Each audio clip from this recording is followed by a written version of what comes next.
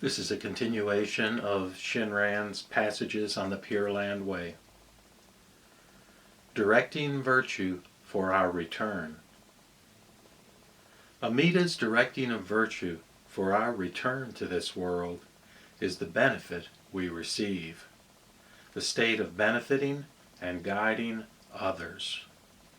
It arises from the vow of necessary attainment of the rank next to Buddhahood, also known as, quote, the vow for the attainment of Buddhahood after one lifetime.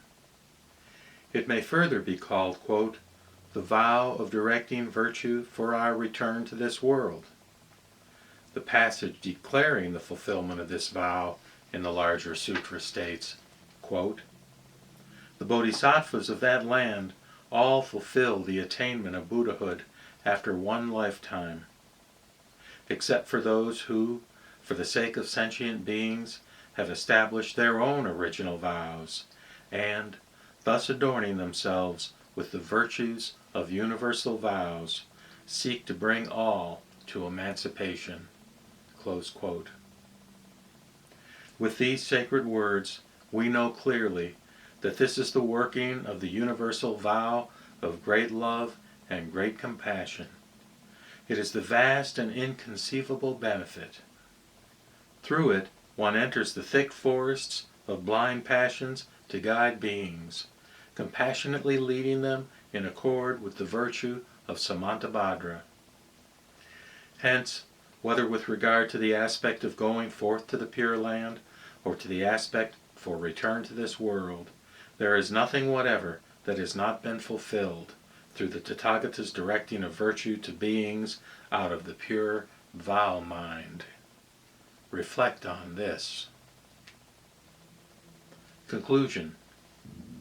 Accordingly, Vasubandhu, the author of the treatise on the Pure Land, proclaims pure Shinjin, vast and unhindered, and universally awakens the multitudes of this passion-defiled world of suffering. Master Tan Luan clarifies Amida's directing of virtue, which is the working of great compassion for our going forth to the Pure Land and our return to this world. And he thoroughly expounds for all, with care and concern, the profound significance of others benefiting and benefiting others. The teaching and saving activity of the Buddha and the incarnated ones was solely to bring benefits universally to all foolish beings.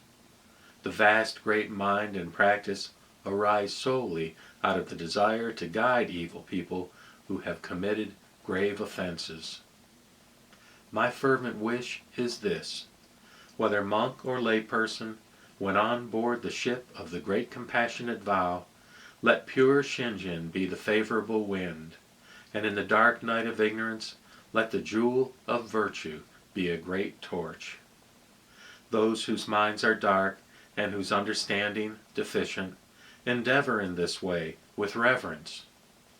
Those whose evils are heavy and whose karmic obstructions manifold, deeply revere this Shinjin.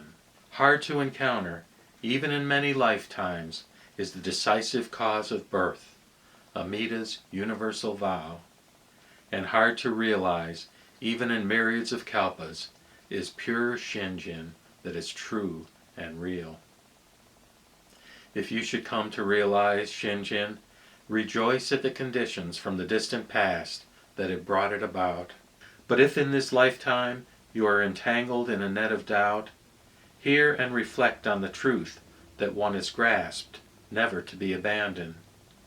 The teaching of attaining birth in the Pure Land with transcendent quickness and ease, and let there be no wavering or apprehension.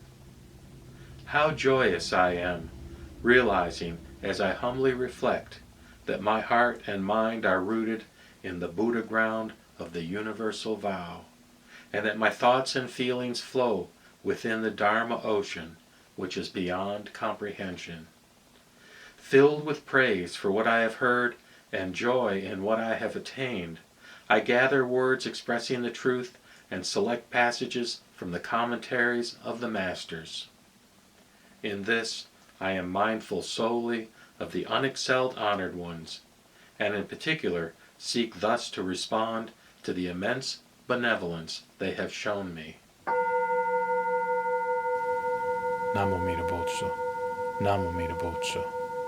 Namo Mita Butsu.